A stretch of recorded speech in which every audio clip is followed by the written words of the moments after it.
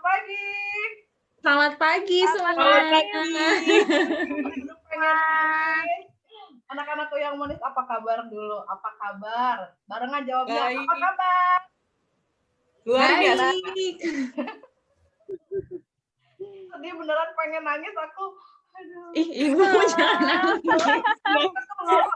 Lebay pokoknya. Apa-apa.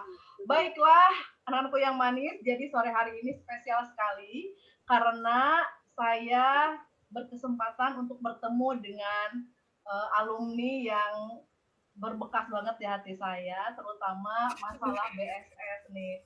Mereka adalah orang-orang yang mempelopori atau pejuang adanya BSS di Soferdi. Dan yang paling uniknya adalah sekarang mereka sudah ada di lintas benua kota lah ya, ada juga. Nah, siapakah mereka? Nanti kita akan turun mereka kenalan satu-satu. Jadi nanti kalian satu-satu ya kenalin nama lengkap, nama panggilan, lulus tahun berapa, kemudian sekarang ada di mana, dan lagi kerja atau kuliah apa. Siap ya? Siap. Peluk dulu. Peluk Bu Siti. Kalau pengen nangis alay. Oke, kita mulai dari yang paling jauh dulu aja ya. Silahkan Maria Christianova. Aduh. Wah, gitu ya enggak. Oke, silakan Titin, yuk. Oke, halo semua. Selamat pagi di sini ya, tapi di sana udah sore. Nama saya Maria Christina Odomitesa, biasa dipanggil Christine atau Titin. Lulusan Soferdi, SMA Soferdi tahun 2015. Tahun 2015, IPA 1, sekelas sama Nanda, nanti Nanda juga perkenalan. Terus kebetulan kuliah selesai tahun 2020 kemarin di Udayana, Ilmu dan Teknologi Pangan. Sempat kerja di Bali sebentar, jadi quality auditor, itu F&B services di bandara, cuma karena jadi korban corona ya Ibu. Korban corona, jadi kontrak kerja terputus. Baru mulai niti karir, tapi kontrak kerja terputus. Terus sekarang pindah ke Inggris, ikut suami. Sekarang kerja, kalau di sini masih istilahnya tuh picker-packer, cuma kayak milih-milih barang untuk dikirim, kayak gitu sih. Lagi pelan-pelan menata hidup baru di sini. Siap, oke. Ingat Nanda, Sinta udah punya suami. Siti. Aduh. Baiklah, oke. Titin, jadi lengkapnya di kota apa sih sekarang? Di Doncaster. United Kingdom ya. Oke, aduh jauh banget, tapi bisa jadi ketemuan kayak gini.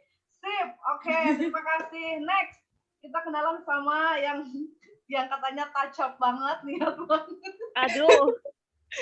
Oke, silakan Nanda. Halo semuanya, aku Nanda Priscilla, bisa dipanggil Nanda.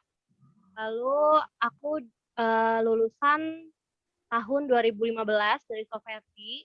Benar, aku satu kelas sama Titin dulu di IPA 1. Kemudian aku lanjut kuliah di Universitas Negeri Jakarta dan lulus di tahun 2019 bulan September. Terus aku sekarang ini sedang bekerja di salah satu perusahaan swasta di Jakarta. Itu teman-teman. Siap. Ih, udah kerja di perusahaan, keren jadi bu guru kayak ibu loh. Aduh. Soalnya bukan lulusan pendidikan, Ibu. Oh iya, biologinya biologi umum ya. Iya benar. Siap, oke, next. Nah ini, kalau ini masih tetap bertahan sama kayak Ibu, ya, Love Bali.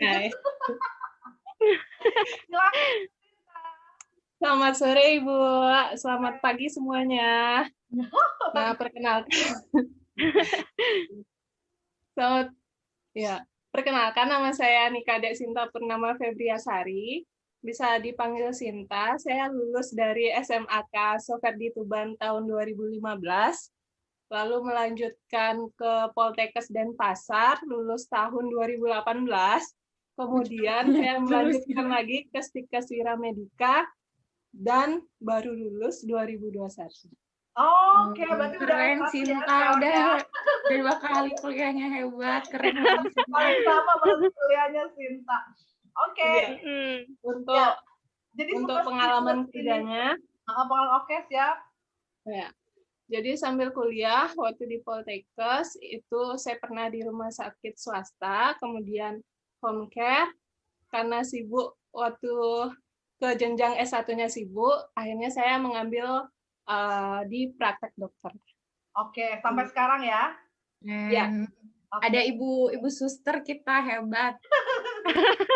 Suster apa perawat sih? Susternya perawat ya? Oke, baik. Nah, judulnya ini nostalgia. Jadi ibu tuh nggak tahu lagi kan kepengen aja ngobrol sama siapa ya. Kalau udah ngobrol tuh kayaknya senang banget. Mungkin endorfinnya keluar gitu kali ya.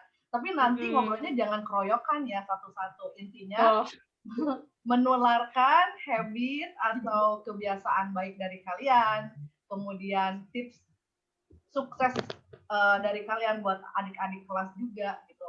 Intinya seperti itu. Baiklah, yang pertama dulu. Kita awal dulu ke Soferdi. Bayangkan ketika kalian mungkin 6 tahun yang lalu ya, ketika masih muda. Bahkan mungkin 9 tahun yang lalu. Sebetulnya awal mulanya kalian milih Soferdi jadi sekolah SMA kalian tuh apa? Gitu. Itu dulu ya, langsung aja. Ayo Sinta dulu deh yang dekat. Yang pertama awalnya kan dulu memang SMP Soferdi. Terus Soferdi itu udah image-nya tuh udah bagus gitu loh Bu, terkenal karena disiplin. Akhirnya saya melanjutkan ke SMK Soferdi lagi gitu. SMAK ya, suka salah deh. SMAK. SMK itu. Kalau SMK mah kejuruan. Iya, iya. Oke, udah. Oh, memang dari awal berarti Sinta dari apa? SD Soferdi? SMP Soferdi. Oh, SMP. SD-nya nggak jadi SMP, lanjut ke SMA. Oke, jadi itu alasannya gegara karena disiplin. Oke, sip. Next, kalau Nanda gimana?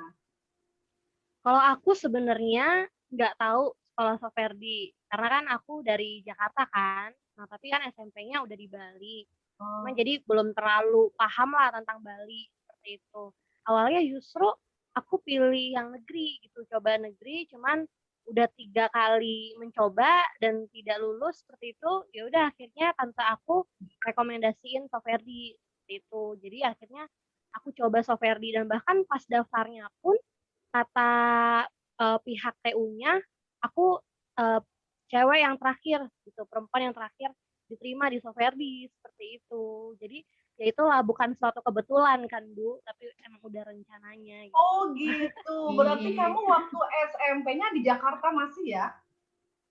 Aku SMP udah di Bali, cuman di daerah Jimbaran. Jadi aku nggak tahu tuh. Oh gitu. Oke.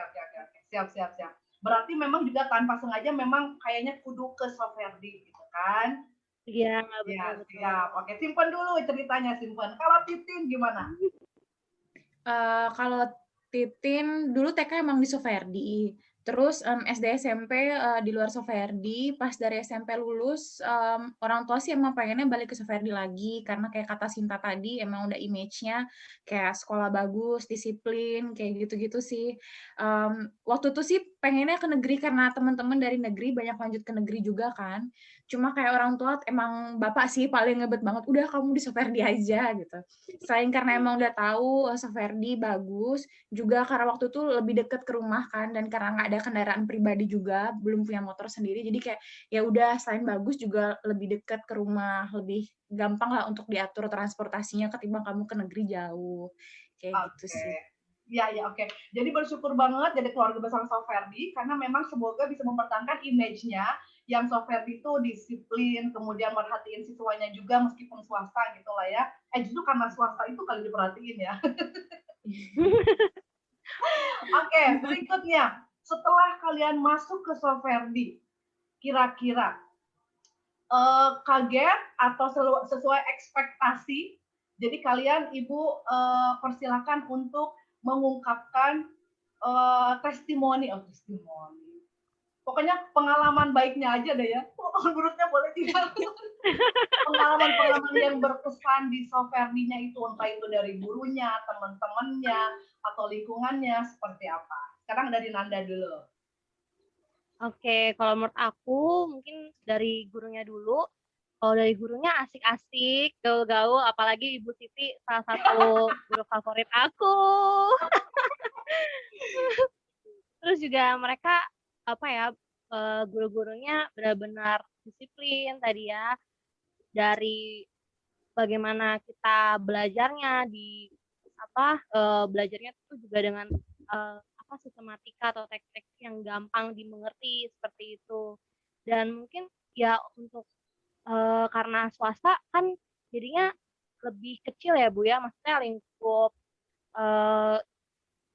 orang-orangnya lebih kecil, jadi guru-gurunya pun mudah melihat kita gitu dan tahu nih karakter masing-masingnya kayak gitu. Itu sih jadi lebih terasa diperhatikan kayak gitu. Iya, Gitu sih Bu. benar-benar. Kalau untuk teman-temannya juga asik-asik, gaul-gaul dan berprestasi, dan aku juga melihatnya bukan hanya akademik aja, tapi non akademiknya mereka berprestasi juga gitu, kayak di bidang seninya atau olahraga seperti itu, kayak gitu sih Bu. Oke, iya. Jadi kalau dulu nih anak-anak, teman-teman, Nanda ini MC kondang juga di Soferdi. Iya benar. Ulala. Ulala, makanya wadadau deh. Termasuk merupakan talenta juga ya. Oh iya, nanti ada juga tuh yang ketua OSIS. Oke, itu Nanda ya. Nanda, sebelum lanjut lagi, boleh dong Nanda ceritain kira-kira yang paling keinget sampai sekarang di Soferdi, ada satu apalah, momen apa gitu? Salah satunya itu sih ikut lomba karya ilmiah remaja kan. Itu sih benar-benar teringat banget, apalagi prosesnya, bukan hasilnya tapi prosesnya itu aku nikmati banget karena bagaimana Ibu Siti bisa mengajar presentasi yang baik gitu kan. Dan dari situ juga aku mengerti bagaimana cara presentasi, bagaimana nge-MC juga dari Ibu Siti, kayak gitu, banyak hal yang aku pelajari kayak gitu.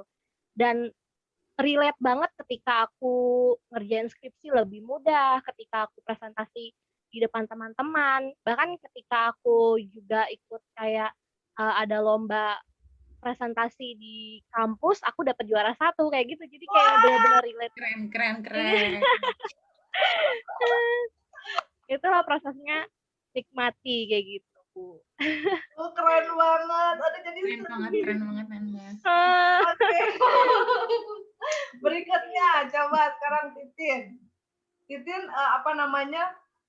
cerita dulu kira-kira sesuai tidak dengan apa yang dibayangkan di Soferdi, dan momen apa yang paling berbekas sampai sekarang. Yuk. Kalau misalnya dibandingin dengan apa yang dibayangkan, yang saya dapat lebih ya, karena emang benar-benar setelah lulus dari Soferdi itu kayak benar-benar masih belum bisa move on, kayak benar-benar masa SMA tuh indah banget rasanya, karena kayak gimana ya, kayak rasanya tuh kayak dapat teman baru yang juga kayak keluarga, yang masih terus keep in touch sampai sekarang, guru-gurunya juga benar-benar care banget, dan emang ada beda banget ya rasanya, karena waktu SMP kan negeri, terus SMA swasta aku Soferdi. Itu kayak yang Nanda bilang tadi sih, kayak emang kalau misalnya di negeri itu kayak mungkin lebih ditekankan dan lebih difokuskan ke akademiknya, kayak teman-teman yang non akademiknya mungkin yang akademiknya mungkin kurang, itu kayak kurang punya tempat gitu untuk mengekspresikan diri mereka. Nah, tapi kalau di Soferdi itu kayak balance gitu loh, meskipun lebih condong ke non-akademik, tapi kayak mereka juga punya tempat untuk berekspresi, untuk ikut lomba, untuk kasih achievement ke sekolah, kayak gitu. Dan kayak waktu kita lomba karya tulis juga, itu kayak emang aku ngerasa pendampingan dari guru-guru, dari Bu Siti juga, khususnya waktu itu juga ada Bu Dayu, bahkan Kak Bosman juga ya, kalau misalnya kita ingat, itu yang dari waktu kita pertama banget, kita belum ngerti karya tulis itu apa sebenarnya, itu kayak kita intens, ada kelas khusus, diajarin cara membuat karya tulis, terus kita dibantuin untuk apply, ikut lomba, buat tim. Bahkan pas proses penyusunannya juga dari brainstorming itu ditemenin ya sama Bu Siti. Terus kita intens tiap pulang sekolah nulis sama-sama kayak gitu. Bahkan setelah lulus final juga latihan presentasi ke kelas-kelas. Bener-bener kayak intens banget sih, kayak waktu itu kayak ngerasa wah gila sih, kayak guru-gurunya bener-bener totalitas nemenin muridnya untuk bisa. Waktu itu kayak nggak ada tekanan untuk kalian harus menang sih, cuma kayak bisa nih kalian bisa dicoba ikut aja kayak gini kayak benar-benar diarahin sih. Jadi kayak emang seneng banget sih waktu itu, kayak oh gini nih rasanya, kayak emang benar-benar gurunya tuh mendampingi dan ngasih pengarahan kayak gitu sih. Oke. Nah, oke teman-teman, jadi Titin juga ini adalah ketua OSIS perempuan. Luar biasa. Dia tuh orangnya nggak begitu gimana ya, kalem gitu, slow down, tapi gitulah. Kira-kira Titin pas kamu jadi ketua OSIS tuh nyangka atau memang sebelumnya di SMP juga udah masuk organisasi atau gimana? SMP masuk organisasi OSIS sih, anggota aja. Cuma emang karena SMP tuh lebih banyak guru-guru ya yang ambil alih, jadi kita cuma ngikutin aja. Jadi sebenarnya bener-bener yang pengalaman berorganisasi sesungguhnya itu kayak bener-bener baru SMA sih. Dan kayak emang nggak pernah ada target juga nih, kayak aku harus jadi ketua nanti kayak gitu. Cuma emang pas kebetulan kesempatannya ada, dan kayak emang pelan-pelan jadi cinta aja sama organisasinya. Jadi kayak ya benar-benar berproses di waktu SMA itu sih semuanya, benar-benar pengalaman yang luar biasa sih, kayak kalau diingat-ingat lagi kayak nggak nyesel lah waktu itu mau ikutan OSIS dan mau ambil tanggung jawab jadi ketua juga. Oke, udah keren banget. Ibu ini udah sampai di sini aja udah kayak gimana gitu. Oke, next nih sekarang bagian kalau misalnya Pak Berta sama Pak Sugito nonton, titip salam ya Pak Berta, Pak Sugito. Terima kasih. Pembinanya sama Pak Sugito ya. Iya. Siap. Berikutnya, di antara ketiga angel ini yang paling diem tuh sebenarnya yang satu ini. Jadi ada Sinta, benar nggak sih? Bener banget. Bisa presentasi. Oke, Sinta sekarang gimana di Soferdi waktu itu? Kesannya pertama selama sekolah di Soferdi tentu banyak banget. Apalagi sama Nanda Titin ini beda kelas sebenarnya ya. Benar. Nanda Titin IPA 1 dan saya sendiri IPA 2. Kita dipertemukan dalam ekstrakurikuler kira gitu. Tapi sama Nanda ini kita juga ikut SSM. Jadi ikut pramuka Soferdi juga. Iya. Oh, oke. Nah, kalau untuk kenapa Bu? Ya lanjutkan. Pengalaman yang paling berkesan. Cara mengajarnya dari guru-guru Soferdi juga keren-keren, apalagi Bu Siti. Saya ingat. Ini mentang-mentang ibu yang ngajak ngobrol ya. Jadi kita disuruh buat jembatan keledai, habis itu buat video pakai papan-papan itu. Itu kita benar-benar rapat kelas itu. Oh ini benar. Jadi heboh banget.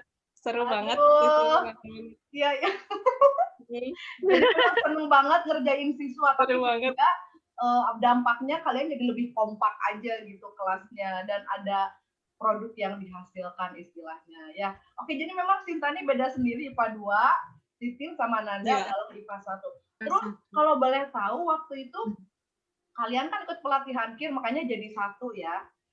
Sebelum pelatihan KIR itu kalian deket nggak sih? Coba kalau Sinta gimana? Karena kita pernah satu kelas 10. Terus pas pemilihan jurusan kita beda kelas. Jadi zaman kalian itu kelas 10 masih belum penjurusan ya? Belum. Masih belum penjurusan. Ya. Jadi emang deket dulu waktu kelas 10-nya itu saya Nanda Ayu. Ayu siapa? Ayu Jumianti. Ayu Jumianti, oke ya. Oke. Baiklah, itu tadi pengalaman-pengalamannya. Nah, sekarang kalau tadi pengalaman yang serunya, sekarang biar balance dong, karena kan kalau jujur tuh pasti ada baik, ada buruk gitu kan ya. Kira-kira ada nggak hal yang mungkin sedikit bikin sedih lah ketika di Soferdi? Coba Titin apa? Apa ya? Oke, nggak ada sih kalau gitu. Gue harus pikir dulu ini kira-kira apa. Tapi kalau pengalaman sedih mah paling pada saat perpisahan. Iya benar, perpisahan, benar Ya perpisahan. itu aja deh ya, kayaknya perpisahan aja. Iya betul. Yang jelek-jelek Perpisahan nggak usah aja. diomongin, yang baik-baik aja. Nah sekarang kalian meskipun Titin sibuk di OSIS, Nanda juga aktif, Sinta Ya, juga Nanda. aktif di pramuka dan sebagainya, tapi kalian bisa jadi salah satu juga yang terbaik di kelas. Dan itu nggak mungkin tiba-tiba bukan orang sembarangan ketika bisa menyeimbangkan antara yang akademis sama non akademis waktu itu ya kan. Nah kira-kira kasih dong tips buat adik-adik kelas, buat yang di Soferdi sekarang, kalian bisa sampai menyeimbangkan akademis jalan, non akademis juga jalan. Kira-kira cara belajarnya seperti apa? Ayo Titin dulu. Cara belajarnya intinya memang kayak harus tetap ingat kalau misalnya boleh berprestasi, ada kegiatan di luar dari pembelajaran formal di kelas, tapi yang namanya belajar formal di kelas itu kan juga emang yang kewajiban utama, prioritas. Jadi jangan sampai karena kita mau ngejar prestasi yang lain, jadi pembelajaran formalnya jadi nomor 2 atau jadi alasan lah, oh karena aku sibuk fokus ngurusin lomba ini itu gitu. Jadi emang harus tetap di-set prioritasnya apa, terus tetap sadar kewajiban utama kalian itu ya emang untuk belajar, terus belajar bagi waktu juga sih, semuanya itu harus kalau bisa harus bisa berjalan bersamaan, harus seimbang. Kalau bisa menang dan berprestasi, menang lomba ini itu tuh nilai lebih. Tapi kalau bisa ya tetap dijalankan kewajiban utama belajarnya. Kayak gitu sih. Jadi jangan modal di-spend tiba-tiba melalaikan begitu kan ya. Betul, biasanya mentang-mentang di-spend. Iya. Alasannya ntar nggak bikin tugas karena di-spend, jadi kemarin nggak tahu apa. Nah itu jangan sampai sih. Tetap harus menghargai juga guru yang ngasih pelajaran waktu itu. Kalian tanya, kira-kira apa yang perlu saya kejar, boleh minta tugas tambahan apa enggak. Emang harus aktif dari kita sebagai siswa sih, jadi jangan melulu harus harapin gurunya yang harus approach ke kalian terus, kayak gitu. Itu emang kewajiban kalian untuk tanya apa yang harus kalian kejar. Kayak gitu sih. Aduh, ini bener-bener mengayomi banget. Gini loh Dek ya, jangan macem-macem, sok-sokan gitu lah ya. Nah, oke, kalau Nanda gimana Nanda? Ya, kalau aku pada saat SMA, ketika banyak kegiatan, ketika sebelum ambil kegiatan itu atau kesempatan itu, ya kita harus sadar dulu kita mencintai nggak sih apa yang kita ambil nantinya gitu. Ketika kita sadar kita mencintai pekerjaan itu, ya kita ambil dan tanggung jawab kayak gitu. Terus ketika di kelas, ya benar kata Titin harus sering nanya juga ke teman-temannya. Kemudian kalau misalnya ada tugas, caraku waktu itu jangan menunda-nunda tugas itu gitu. Misalnya minggu depan dikumpulinnya, ya nggak apa-apa hari ini aja kerjain kayak gitu. Kan kita nggak tahu ke depannya akan lebih banyak tugas lagi, nanti kan numpuk-numpuk seperti itu sih Bu. Kayak gitu sih cara-caraku waktu itu untuk. Bener banget, jadi ya, jangan pernah menunda pekerjaan memang, karena kita nggak akan tahu nanti ke depan kita ada tugas apa lagi gitu ya. Aduh itu apa namanya kayak nasihatin ibu banget, suka lelet-lelet. Gitu aja ketika kita punya kebiasaan seperti itu akan kebawa juga Bu untuk di masa kuliah kayak gitu. Sampai kuliah pun aku juga melakukan seperti itu kayak gitu. Jadi kalau ada tugas banyak udah nggak lalai lagi, nggak kebelakan lagi sih Bu. Oh ya luar biasa. Jadi habitnya luar biasa. Belajar banyak. Kalau Sinta gimana? Tunggu dulu, aku mau cerita. Kalau Sinta ini panikan orangnya. Iya Bu. Iya. Jadi dia agak panik gitu ya. Panik. Nah, kalau tapi tetap apa namanya di balik panik itu dia berusaha untuk menyelesaikan tugasnya. Kalau Sinta gimana belajarnya? Kalau yang pertama, belajarnya tergantung situasi sih, Bu, kalau saya. Jadi, yang pertama, tentuin prioritas dulu. Apa-apa yang harus selesai duluan, itu kita kerjain. Jadi nggak nunda-nunda gitu, Bu. Jadi nggak numpuk. Kemudian manage waktu, kan saya juga ikut ekstrakurikuler. Nah, karena saya ikut 2, SSM sama KIR, jadi untuk OSIS saya nggak daftar karena saya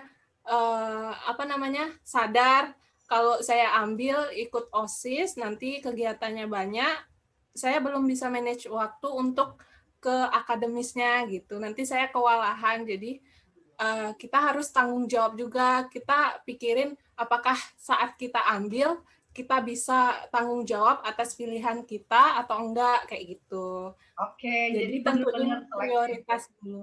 Oke, siap-siap. Jadi mikir dong, jangan segala diambil, kita nggak tahu kita bisa Iya. apa enggak gitu ya. Ih, kalian tuh ternyata udah sosok dewasa gitu ternyata ya. Nah, sekarang mulai masuk ke yang tadi Nanda bilang unforgettable moment. Unforgettable moment saat menjadi juara berapa kita? Juara 2 ya. Juara 2. Yeay. Yeay, saya masih ada. Seprovinsi, ingat seprovinsi.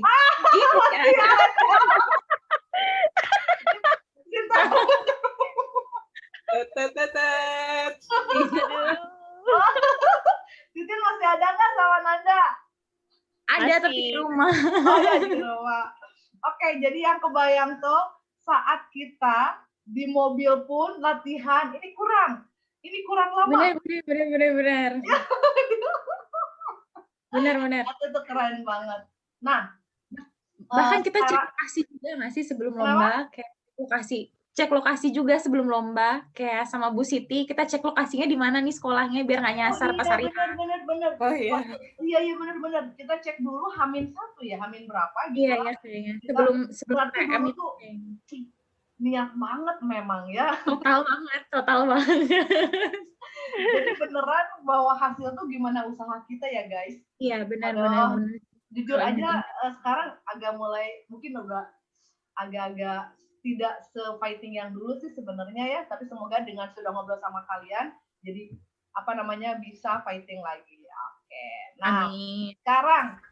Sekarang nih ya, kalau kalian misalkan ibu ungkapkan nih. Tapi nggak usah milih guru tapi jangan ibu GR banget ibu yang dipilih.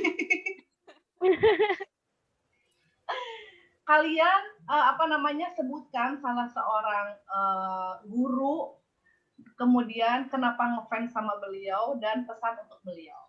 Gitu ya. Ingat-ingat dulu. Ingat siapa yang paling unforgettable teacher gitu ya. Jangan ibu pokoknya, jangan ibu. Oh gaya banget sama ibu dipilih. Selain Bu Siti. Bayangkan dulu, oke. Kenapa pilih harus satu atau boleh 2? Atau boleh semuanya. Semuanya harus Suferdi. Satu aja. Dan alasannya kenapa sehingga tetap ingat. Oke ya, kita mulai dari Nanda. Oke. Sebenarnya aku tuh guru favorit pertama kalau di rankingin gitu ya Bu Siti gitu. Makanya kenapa aku akhirnya milih lagi jurusan biologi gitu kan. Ya karena ya melihat Bu Siti bagaimana mengajarkan aku dengan teknik-tekniknya yang seru kayak gitu.